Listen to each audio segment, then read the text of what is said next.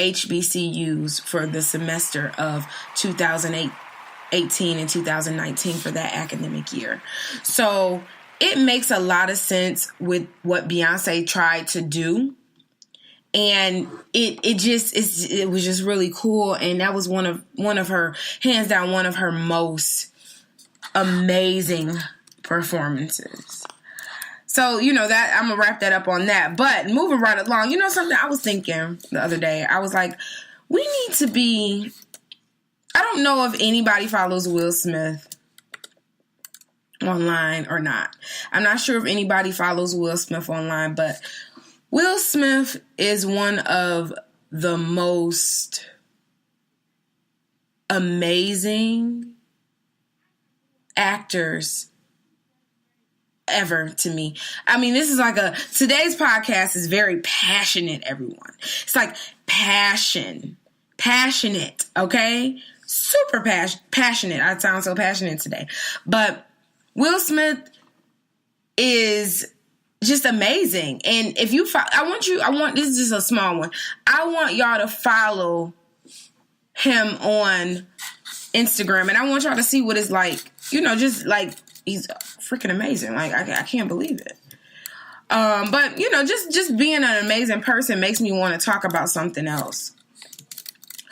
The Starbucks arrest. I don't know if y'all understand what is going on, but currently we are in an outrage about this situation because the way things went down, okay, at this Starbucks, okay, people in Philadelphia, it was the Starbucks in Philadelphia. The man was arrested for trespassing last week at Starbucks in Philadelphia.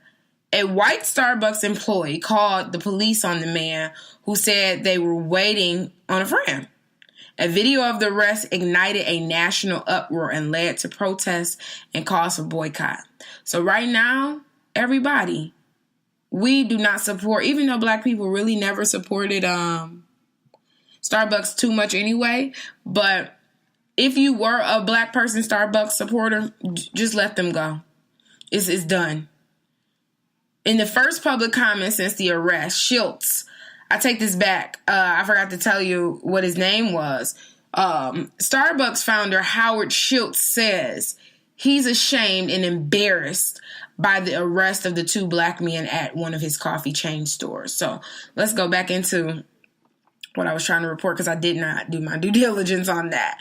In the first public comment since the arrest, Schultz, who stepped down as CEO last year but remains chairman of Starbucks, SBUX, board of directors, told CBS this morning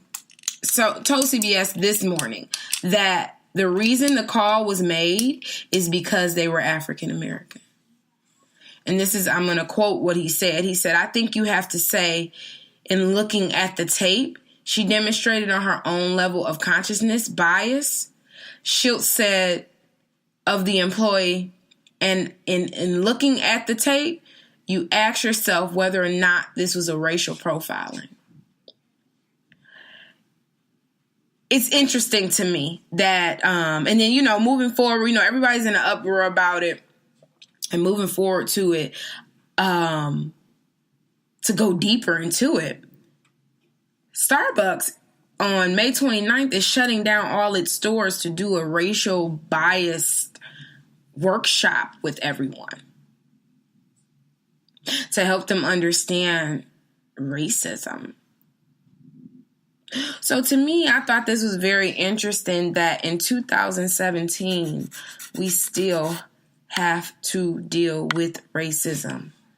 Ladies and gentlemen, we had a black president for 8 years. I really don't understand why we need a workshop on how to deal with black people. I don't see what the problem is. I don't get it. I really don't get it. And I can keep saying over and over again how I don't get it. But I think it's very pathetic that white employee did that. But, the thing about this is, and what I noticed about these situations is that these people will never understand the severity of being Black in America and being oppressed mentally to not achieve or prevail or do anything like that. Yeah, they say you can do everything you want, but then they block you in every aspect, block you because you're Black. And that means a lot. And I want y'all to understand that Black is beautiful. Black is everything. Black makes, listen here, Black makes things elegant. I don't know if y'all know that. You can put on something Black and put something on Black and it'll make it elegant. Like, it's a lot of different things to it. And I can go deep into it, but I hate getting deep with the show because this show is fun. But that's one topic that I thought I would talk about, and just let y'all know. But we're going to segue right through this. We're going to move on.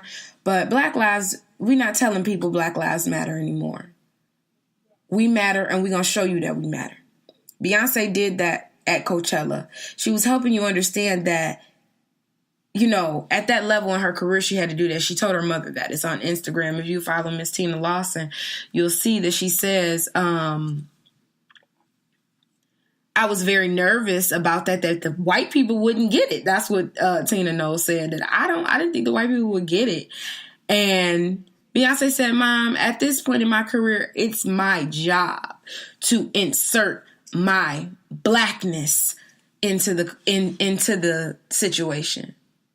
And it is what it is. Moving right along. So, Drake announced his new album. It's coming June 2018, and it's called Scorpion. Well, as y'all know, Drake is a Scorpio. He's October's very own. So that should be exciting. Dang. And then we're back to Philly with this Meek Mill and his scandal and the arrest and everything else. He's still in jail. I think Meek Mill is going to be the Nelson Mandela of the hip hop community. Seriously, because he was done unjust. And I do want to take some time out to apologize to Meek Mill about that scenario, because I had absolutely no remorse for him about the situation, because I really didn't get it. And I was just like, okay, if you violate probation, you violate probation. You go to jail. You know that. But what happened was Meek's lawyer was on the Breakfast Club this morning or yesterday morning, and he was talking about how Meek's case, the judge was obsessing over Meek, like being places that Meek would be, doing all types of obsessive stalkerish things. She obsessed over the case so much that it turned into something a little bit deeper than what it is. It's not just simply him doing stunts on a dirt bike and they called him in on a video shoot. Like that happened, and she gave him 2 to 4 years in jail for stunts on a motor. Like it was a lot, y'all, like a whole bunch. And it's crazy.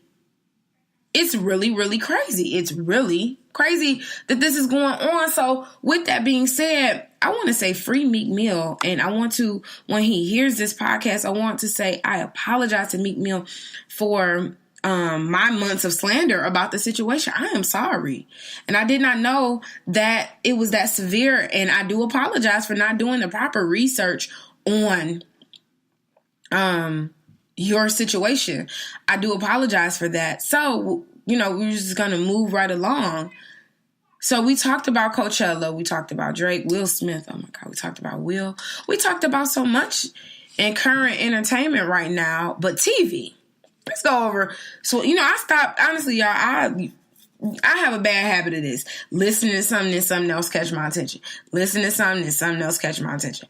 So I'm back on Empire. Okay, I love Empire. I don't know how y'all feel about it, but I love Empire. Empire has turned into like a nighttime soap opera. It's really good. I really like it. So today, it comes. I'm just excited about Empire. Okay. So, y'all, Cookie done had a heart attack. Lucius done got his memory back. Andre done told Lucius that he tried to kill him. It was a lot. But if y'all haven't caught up on Empire, catch up on Empire. It comes on every night, 8 p.m. on Fox. And that's that with current entertainment. Now, what I do want you all to do is make sure you follow us on the current_1 on Instagram.com, or you can follow me at Desire Carter on Instagram.com and get it popping with us like that. And that's current entertainment. Okay, guys. Welcome back. So this is a new segment that I'm gonna decided to insert into the current to just see exactly how it will roll out. So right now I'm gonna do a current political status. Now I know that everyone is aware that Mr. Trump said that we're sending bombs to Syria. We're doing this. We're doing that. You know, he said all of that. But today is Thursday, April 19th. And if you all did not know, Barbara Bush died today. So rest in peace to Barbara Bush. Melania Trump will be attending her funeral. I'm not sure if President Obama or Mrs. Obama have to go to the funeral or not. But, you know, like Cameron says, people die every day, B. It is what it is. Something else occurred in political news, just current political, whatever our current political status is right now. President Trump says that he will be running again. And the Republicans say, we're not sure if we're ready to support that or endorse that just yet. We haven't put any thought into that just yet. LOL. That's funny. He released his new campaign slogan, which is Make America Strong Again. That's very clever, Mr. Trump. Very clever. Make America strong again. So, in his opinion, in the next, 3 years, he would already made America great again. The next thing he's going to do is make America strong again. So, that's pretty awesome. Very clever, Mr. Trump. However, now, currently, I don't know if you all know, but Mr. Trump sat down with the Siberian king in Syria to, get America out of the war, because he's like really not about that life, I should say, President Trump. And he asked him for $4 billion. And at the end of the conversation, President Trump says, I think we got a deal. Now, one thing I will say about President Trump, out of all the stuff that he's done, one thing that I can definitely believe is that he'll get the deal done. If there was a deal on the floor for $4 billion and Trump was the one on the line trying to negotiate that deal, I trust him to do that. But as far as him negotiating our lives and our livelihood and healthcare and foreign trade and the GOP and all this other foolishness, I don't think he's the guy for the job. So far, he's made the presidency seem like a bit of an embarrassment.